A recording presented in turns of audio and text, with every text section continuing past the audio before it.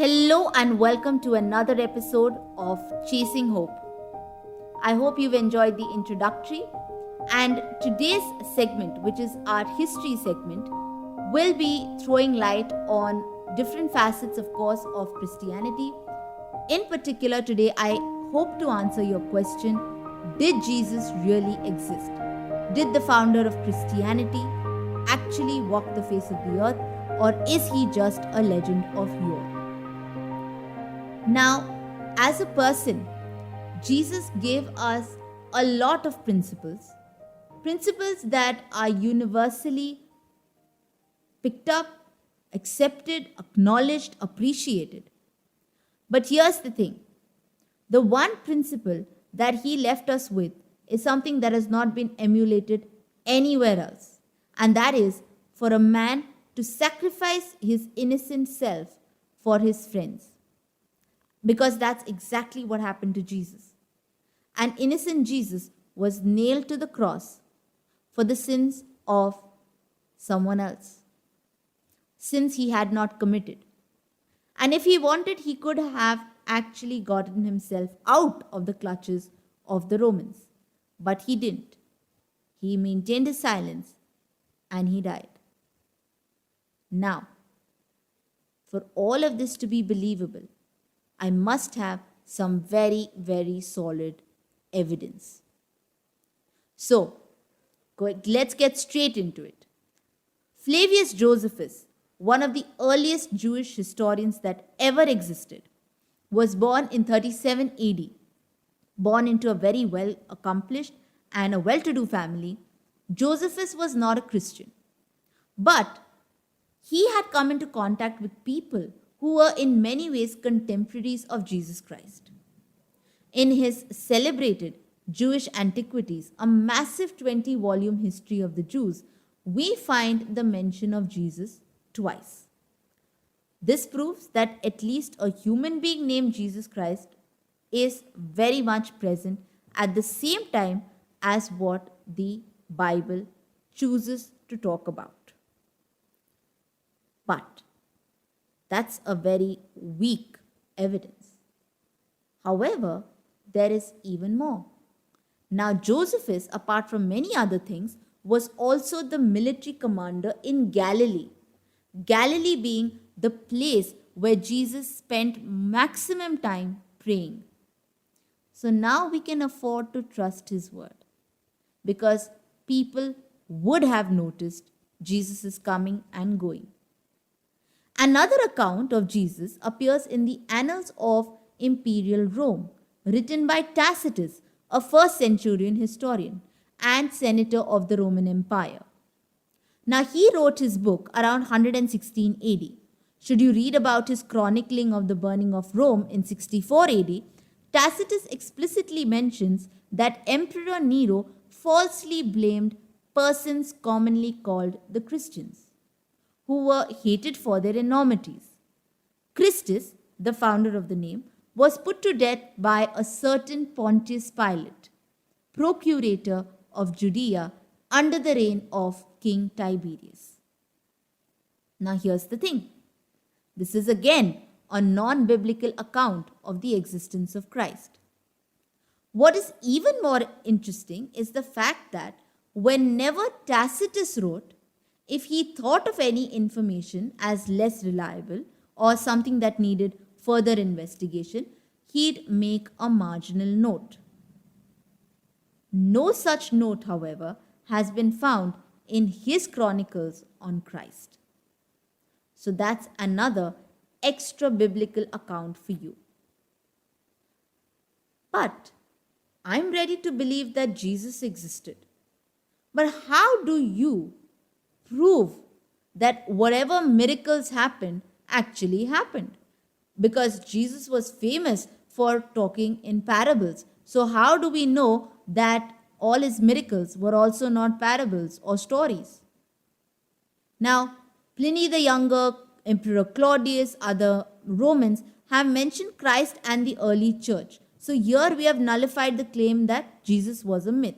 But to nullify the claim that Jesus' miracles were just stories, we need to dig a little deeper, but we need to go back into more recent excavations and archaeological discoveries.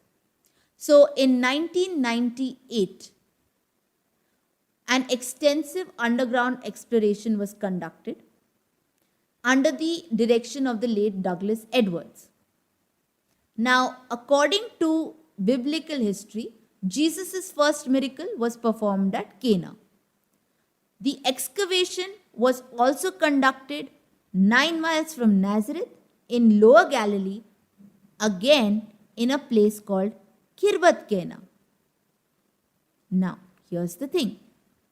In this place, the archaeologists discovered 4 caves with Greek graffiti scrawled on the walls, along with the presence of a depiction of crosses, and of course, there's a sarcophagus lid which is inscribed with Maltese style crosses again. All of this to serve as some kind of an altar. But that's not our discovery. Our discovery is the fact that there is a shelf that is present with 2 stone vessels. Now let's go back to the Bible. According to the Bible, Jesus was at Cana for a wedding along with his mother. And suddenly the hosts realized that they had run out of wine. Scared and worried, because obviously it was a very big event, they approached Mary, the mother of Christ. Now, it was Mary who went ahead and talked to Jesus and told him that he needed to do something about it. This is when Jesus called for 6 jars or 6 pitchers. In each pitcher, he asked for it to be filled to the brim with pure water. The water was further given ahead to those people who had come as guests. Lo and behold, there was no water in their cups. In fact, it had already turned to wine. Now, let's come back to our excavation site. In this excavation site, above that altar, there is a shelf with 2 stone vessels. But what's interesting is the fact that Tom McCullough, an author, says that there was a space for another 4, which takes it up to 6 stone jars. Now, these 6 stone jars could very well have been those stone jars that Jesus called for when he turned the water into wine, thereby establishing the proof for the account in John, the 2nd chapter. This also means that Kirbat Cana is not a legend, but it is the exact same Cana from the New Testament.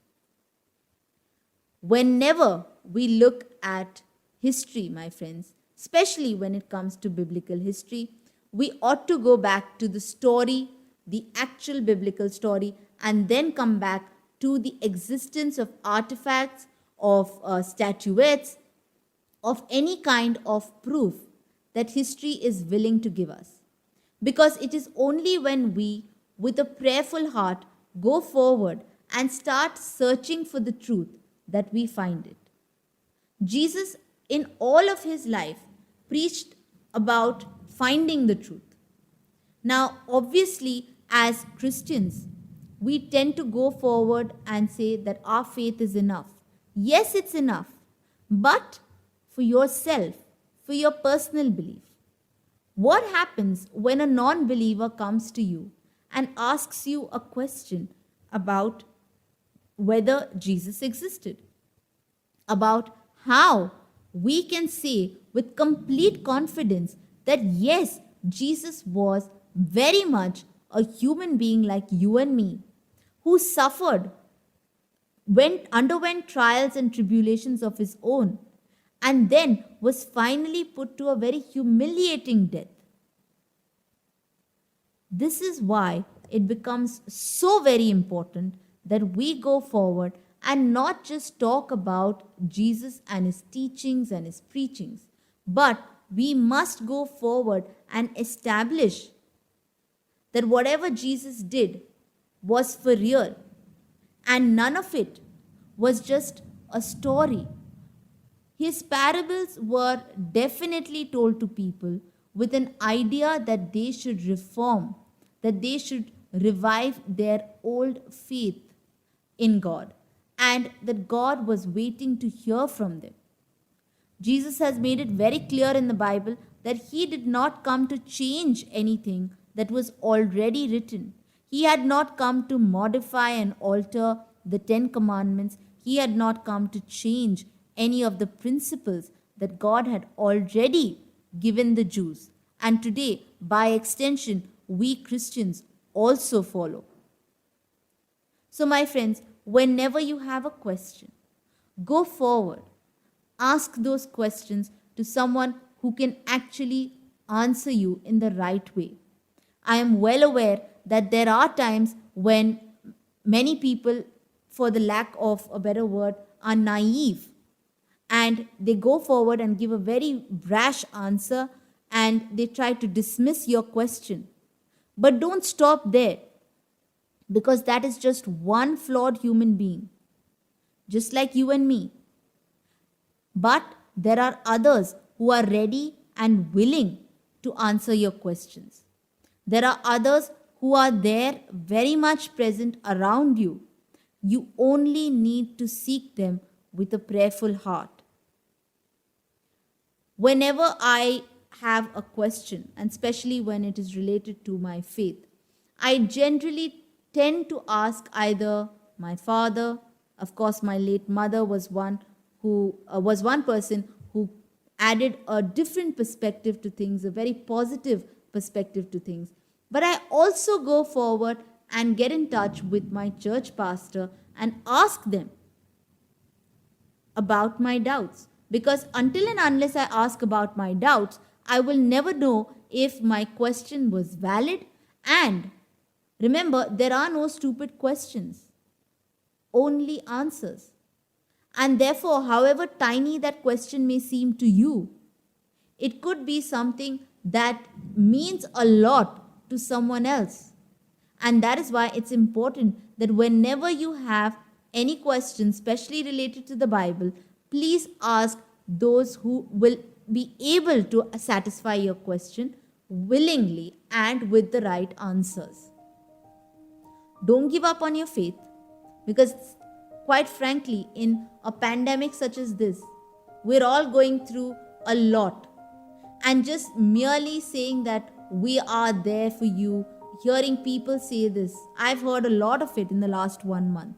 And let me tell you very, very honestly that out of all the people I have wanted, the only person who has stood by me is God Himself. And that is how today I am able to share my thoughts, my belief, and my faith with you. So if you have enjoyed this episode of Chasing Hope, my friends, I would encourage you to continue to listen and tune in to our podcast on Wednesdays and Saturdays at 10 p.m. And yes, if you don't have the time, do remember that recorded versions are very much there. Go forward, listen to them, give it your time, because it's just 15 minutes. But these 15 minutes could change your life forever. And with this hope, I do sign off. Do get in touch on Twitter, on Facebook, on YouTube, even via email. I'll be more than willing to take your questions. If you think that there's something that should be added to the episode itself, your feedback is valuable. Please tune in, and I look forward to meeting you in our next episode. Until then, have a wonderful week ahead.